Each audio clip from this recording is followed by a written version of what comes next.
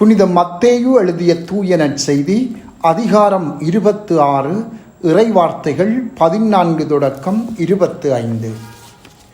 அக்காலத்தில் 12 ஒருவனாகிய யூதாஸ் இஸ்கரியோத்து தலைமை குருவிடம் வந்து, இயேசுவை உங்களுக்கு நான் காட்டிக் கொடுத்தால் எனக்கு என்ன தருவீர்கள் என்று கேட்டான். அவர்களும் 30 வெள்ளிக்காசுகளை எண்ணி அவனுக்கு கொடுத்தார்கள். அது முதல் அவன் அவரை காட்டிக் கொடுப்பதற்கு வாய்ப்பு தேடிக்கொண்டிருந்தான்.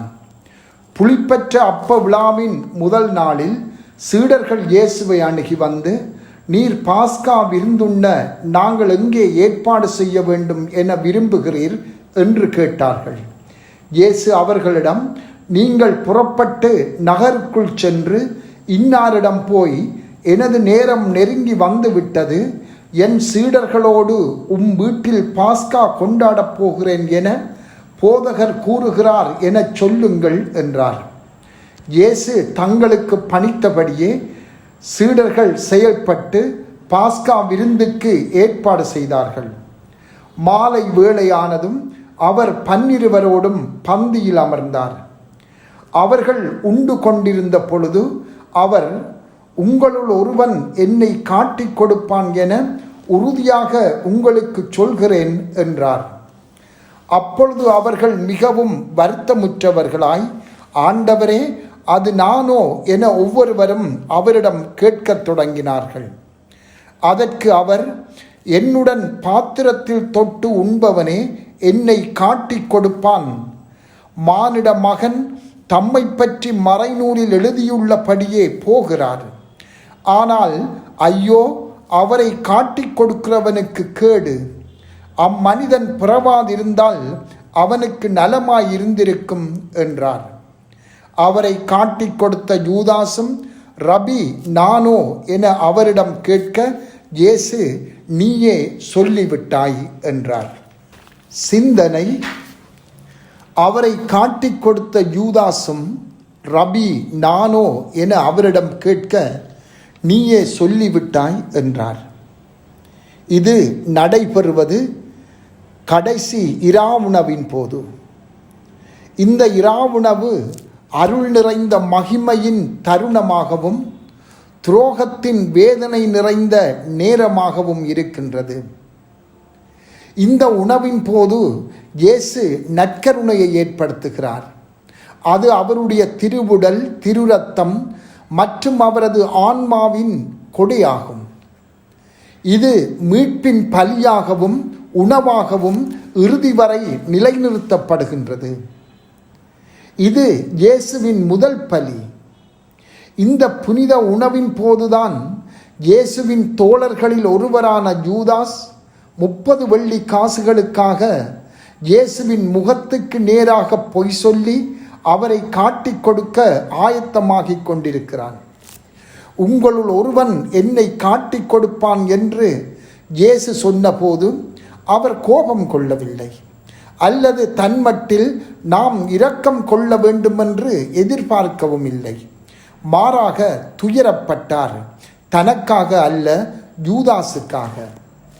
அதனாலேயே அவருடைய வார்த்தைகளும் தெளிவானதாகவும் உறுதியானதாகவும் கனிவானதாகவும் இருந்தன. ஆனால் யூதாசும் காட்டிக் கொடுக்க இருந்த தன் நிலையிலே உறுதியாக நின்றான். அந்த முதல் திருப்பலியிலே நேர்மையற்ற நிலையிலே இயேசுவை அணுகிச் சென்று, ரபி, நானோ என்று கேட்கிறான். இங்குதான் நாமும் திருப்பலியில் இயேசுவை எவ்வாறு அணுகுகிறோம் என்று சிந்திக்க அழைக்கப்படுகின்றோம். மற்ற சீடர்கள் எல்லாரும் இயேசுவை ஆண்டவராக ஏற்றுக்கொண்டு அவரோடு இணைந்து முதற் பலியில் பங்கு கொள்ள, யூதாசோ இயேசுவை உலகு சார்ந்த ஒருவராக எண்ணிக்கொண்டு அங்கே இருக்கின்றான். யூதாஸ் இயேசுவை வெறுக்கவில்லை. பரிசேயர்கள் இயேசுவை கொல்ல தேடியது போல் அல்லாமல் யூதாஸ் தனது செயலை நினைத்து மனம் வருந்தினான். வாங்கிய 30 வெள்ளிக்காசுகளை அவர்கள் முன் எறிந்து விட்டான். ஆனால் மனம் வருந்திய அவன் ஆண்டவரிடம் திரும்பி வராமல் தனது உயிரை தானே மாய்த்து கொண்டான். எனவே திருப்பலிக்கு வரும்போது தூய உள்ளத்துடன் இயேசுவை ஆண்டவராக ஏற்றுக்கொண்டு வர வேண்டும். ஆண்டவருடனான உறவும் நேர்மையாக இருக்க வேண்டும். அதே போல அடுத்திருப்பவர்களுடனான உறவும் நேர்மையாக இருக்க வேண்டும்.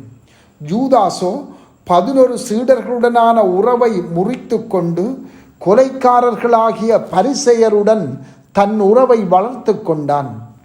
இந்த தகுதியற்ற நிலையிலே அவன் உட்கொண்ட நற்கருணையே அவனுக்கு சாபமாக அமைந்தது.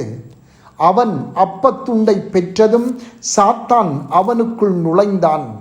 யோவான் 13:27. அதுவே அவனை தன் உயிரை மாய்த்து கொள்ள இட்டு சென்றது. நாங்கள் எவ்வாறு திருப்பலியில் பங்கு கொள்கின்றோம் என்று இன்று சிந்திப்போம். இயேசுவின் கடைசி இராவுணவில் எங்களை நாம் இருத்திக் கொள்வோம். இன்று நாம் கலந்து கொள்ளும் ஒவ்வொரு திருப்பலியிலும் அந்த தருணத்தை உணர்ந்து கொள்வோம். அப்பம் திராட்சை ரசத்தின் தோற்றத்தை கடந்து ஆண்டவரை சந்திக்க அன்போடும் பக்தியோடும் மன்றாடுவோம். செபம். ஆண்டவரே, நாம் திருப்பலியில் கலந்து கொள்ளும் ஒவ்வொரு முறையும் உமது பிரசன்னத்தின் மீது ஆழ்ந்த நம்பிக்கை கொள்ள உதவியருளும். ஆமென்.